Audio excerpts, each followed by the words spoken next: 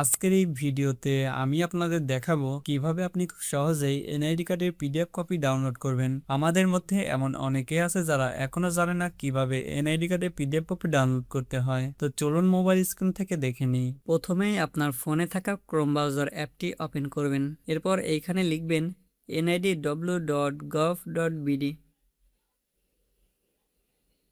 তো প্রথমে যে নামটা শো করবে এইখানে ক্লিক করবেন।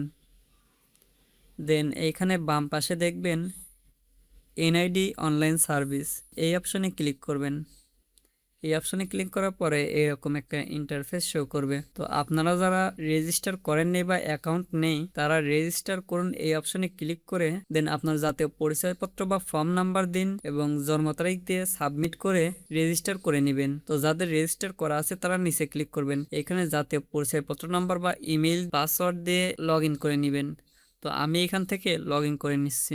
ইউজার নেম এবং পাসওয়ার্ড দিয়ে লগ ইন করার পরে আপনার প্রোফাইলে এখানে বিস্তারিত শো করবে। দেন নিচে স্ক্রল ডাউন করে এখানে দেখবেন ডাউনলোড নামে একটা অপশন। দেন এই ডাউনলোডে ক্লিক করবেন। ডাউনলোডে ক্লিক করলে অটোমেটিক আপনার ফোনে আপনার এনআইডি কার্ডের পিডিএফ কপি ডাউনলোড হয়ে যাবে।